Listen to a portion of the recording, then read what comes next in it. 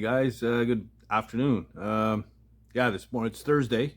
This morning I loaded up a video and then kind of went over some numbers and added some stuff into my little black book, and this is what the wife came up with for a little notebook.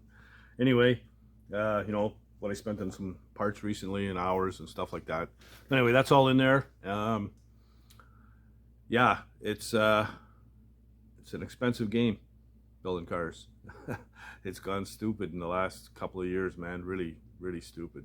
And I think a lot of it is just shipping, parts availability, and pretty much getting boned by a lot of different suppliers and whatever. It's just the way it is. So yeah, it's I know it could be probably discouraging for a lot of guys. But try and keep at it. Look for deals.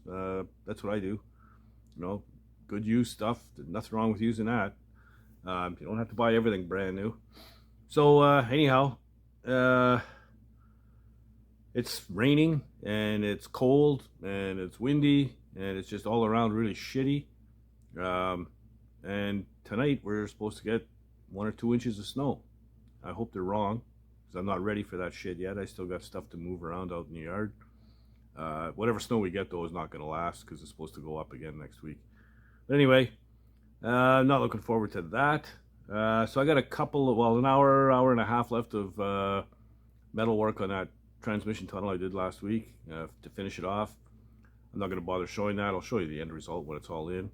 But I'm going to get after the fuel tank. I want to get that mounted.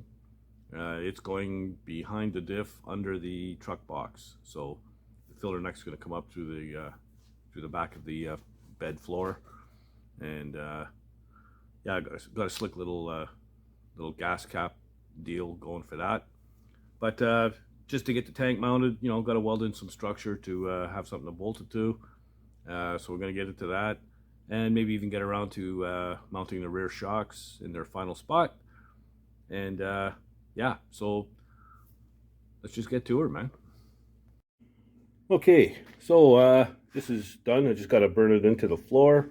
I'm not going to lie to you, I think I spent too much time on this thing, but yeah, there was a whack load of welding and grinding on it for a small piece. And we're going to finish off, filling in these little corners and stuff next time I get the cab off the frame.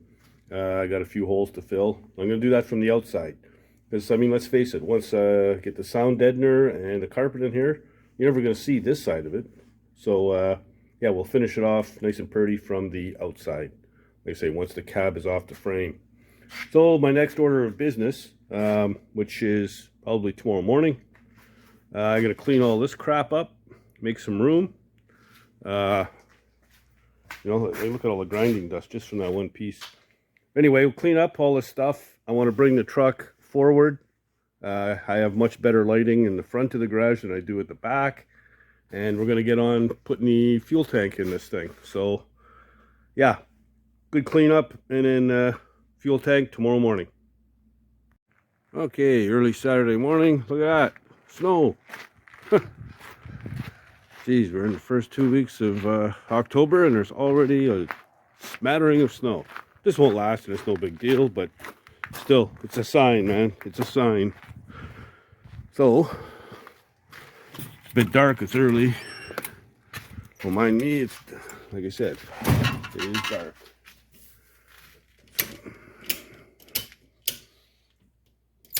There we go. Let's get to work. Okay, so I'm cleaned up and ready to tear into this fuel tank. Said already that it's going in this area here behind the differential under the bed. So the tank of choice for me was the 66 Mustang. I think they're the same, 60 up to 68. But the reason I chose it, it's nice and flat on top, and it's just an easy flange to mount to. So you just got to make some kind of framework that the tank will sit on, drill some holes, bolt it down, done. Also, it's got a center fill, and I did tape it up because I don't want to get grinding dust and stuff in the tank. So yeah, so it's dead center. So as long as I center the tank in the frame, my filler neck will be coming up center of the bed floor in the box. So the tubing, the material I'm using, it's a 1x1 square tubing, good heavy wall tubing. And what I'm going to do is the distance in between the rails, I'm going to add about 1.5 inches to it.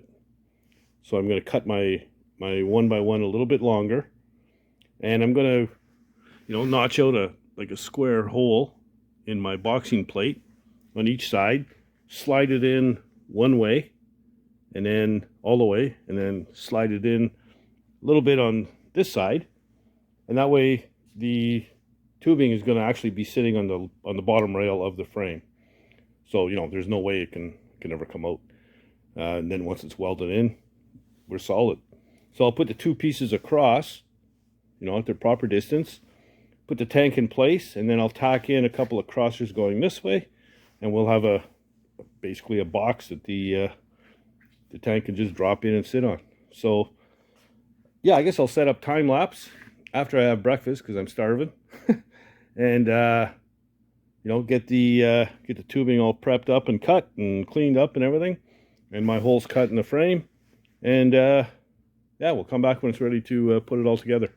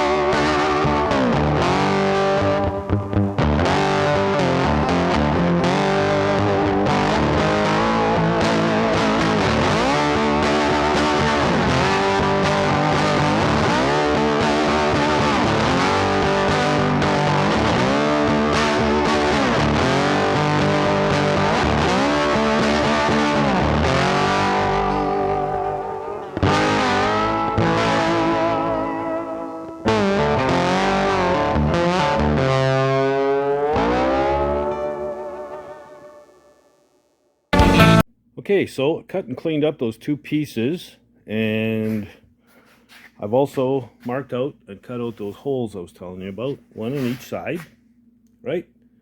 So all I got to do, take the bar,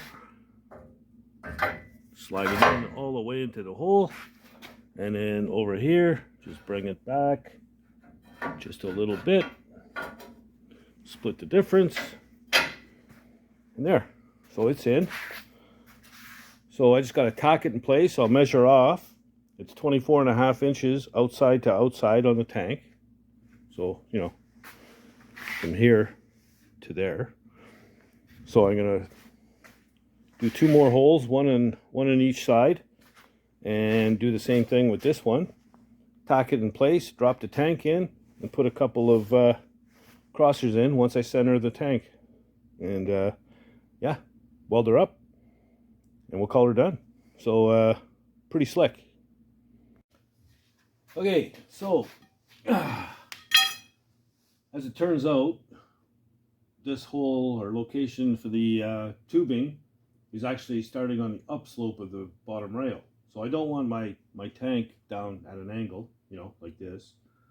So I'm going to notch the end of my tubing so that it'll sit in there and sit flat and level with the rear one. So I'm going to mark it.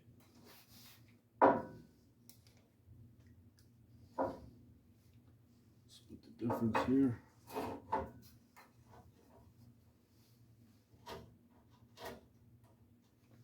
Like so.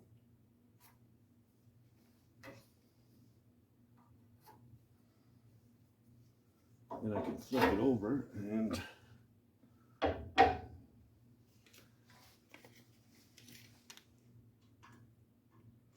got 3/4 to the full 1 inch.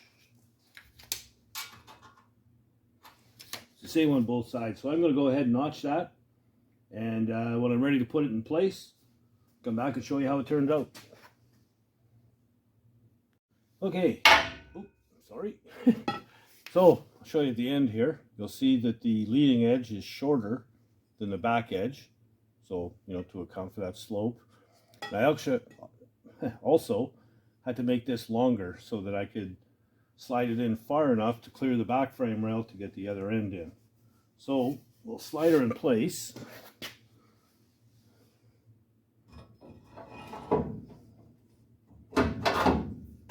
That's where it's going to live. Now, because there's this extra hole that I had to cut to get it in, I kept a piece, and I'll just trim it and weld it back in after and finish it off nice. So that's where it's going to live. I'm going to check out the I'm going to call that good. So I guess we can go ahead and tack this in and drop the tank in place. So let's just do that.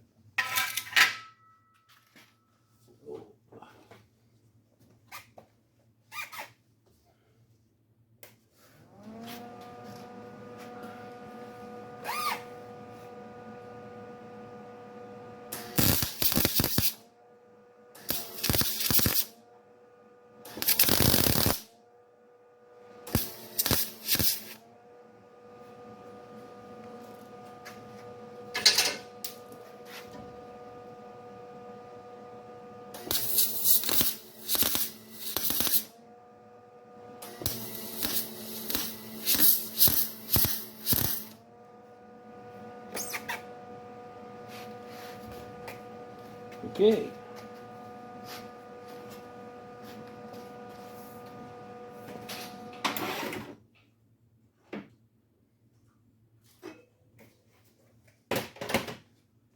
Grab the tank and throw it in.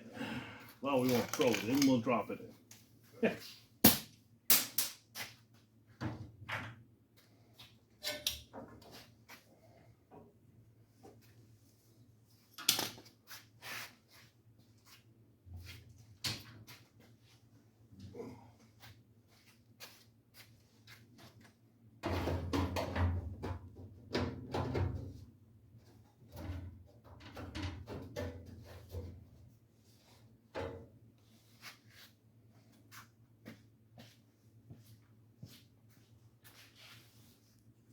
Don't mind me. Okay, so there we go. That's how she's going to look. I'm just going to measure off side to side here and center this dead center.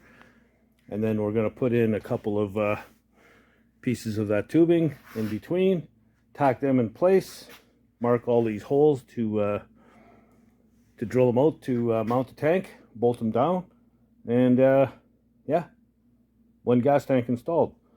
So I'm going to measure it off, mark my spots where my cross pieces have to go, and yeah, we'll tack them in. Okay, so there we go, all framed in. It's just tacked together. You know, I welded at the top. I still got to weld down in the sides and corners and stuff, finish up around here. But basically, it's all tacked in place. It's in where it belongs. Now, you might notice that the space between the tubing and the frame rail is wider here than it is over here. And when I first put the tank on to line these pieces up, I was scratching my head like, what the hell's going on? Something's odd here. I'm trying to measure the filler neck and center it. Well, it turns out that the filler neck is not center of the tank. It's that way, a little bit off center. So as long as my filler neck is center, I'm good. So it doesn't really matter what that space here is, as long as my filler neck is right on. And I'm good with that, because it is right on. So yeah, I'll just set the camera up on the tripod here, and I'll drop it in place and show you what we got. Don't mind the noise here. There we go. Okay.